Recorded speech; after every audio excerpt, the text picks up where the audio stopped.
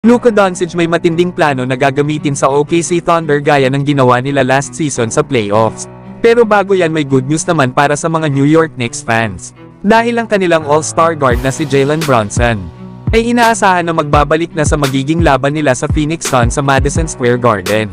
Alam naman natin na nasa isang buwan na nawala itong si Brunson dito sa kanilang kupunan. Ito ay nang nagtamo si Brunson ng isang right ankle sprain sa naging laban nila sa Los Angeles Lakers. Sa panahon nga na wala ang nasabing all-star guard ay nagkaroon ng 9-6 ang kanilang naging record. Nananatili naman ang kanilang kupunan sa pangatlong pwesto sa East Conference na may record na 49 wins and 28 losses. Habang nag-a-average naman ito ng 26.7 assists at 3 rebounds per game. Ang pagbabalik nga ni Jalen Brunson kasama nila Miles McBride at Cam Payne mula sa kanilang injury, ay lalong magpapalakas sa huling bahagi ng regular season para sa New York Knicks. Lalo at nalalapit na rin ang mas tumitinding mga magiging laban pagdating ng playoffs. Samantalang Luka Doncic at Austin Reeves alam na malaking hamon ang OKC Thunder para sa kanilang kupunan. Lalo at nakatakdang maglaban ang OKC at Lakers bukas. Naghahanda na nga ang dalawang nasabing players ng Lakers dito sa OKC Thunder. Dahil dikit ang mga kupunan sa standing sa Western Conference ay kailangan na manalo dito ang Lakers. Pero hindi nga ito magiging madali lalo at ang OKC Thunder ang number 1 team hindi lang sa West kundi sa buong NBA.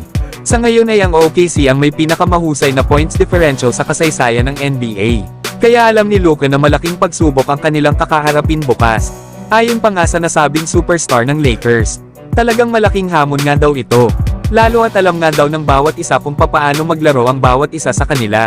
Nangunguna nga daw ang kanilang kupunan sa West dahil may dahilan. Lalo at napakagaling daw ng nilalaro nila.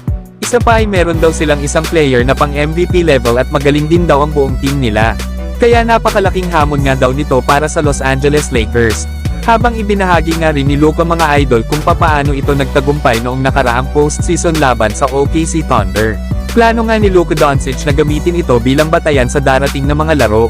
Lalo at alam naman natin na ang OKC Thunder ay ang isa sa pinakamagaling na nangunguna bilang number 1 sa halos buong taon sa kanilang depensa. Ayon pa nga kay Luka, ginawa nga daw nito ang lahat kung ano ang dapat gawin. Napaka-physical nga daw ng naging series na yun laban sa OKC Thunder.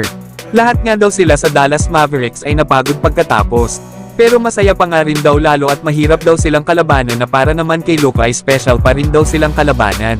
Pero gaya daw ng sabi ni Luka Doncic ay malaking hamon daw ito pero masaya pa rin daw silang kalaban. Yan nga mga idol ang mga ibinahagi nitong si Luka.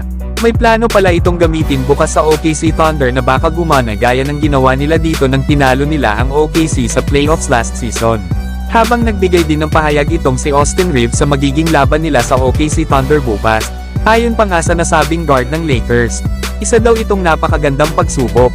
Lalo at magaling daw ang team ng OKC at meron din daw silang frontrunner para sa pagka-MVP ngayong taon. Buo nga din daw ang effort ng team nila pagdating sa depensa at opensa. Ahusay nga rin daw ang OKC na gumamit ng espasyo gaya ng ginagawa ni Shai Gilgeous-Alexander. Pero magandang test nga daw ito para sa Los Angeles Lakers laban sa number 1 team sa West. Ito ay para daw makita kung nasaan ngayon ang kanilang kupunan at para din daw na patuloy nilang mapatunayan na magaling din silang team. Yan nga mga idol ang mga sinabi nitong si Austin Reeves para sa magiging laban ng kanilang kupunan bukas sa OKC Thunder.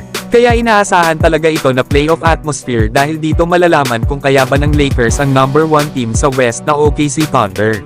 Nabukod sa bata na ang team na ito ay naglalaro pa sa ngayon si Shai Gilgeous-Alexander sa MVP level. Pero kayo mga idol, sinong team kaya para sa inyo ang mananalo sa tapatan ng OKC Thunder at Los Angeles Lakers?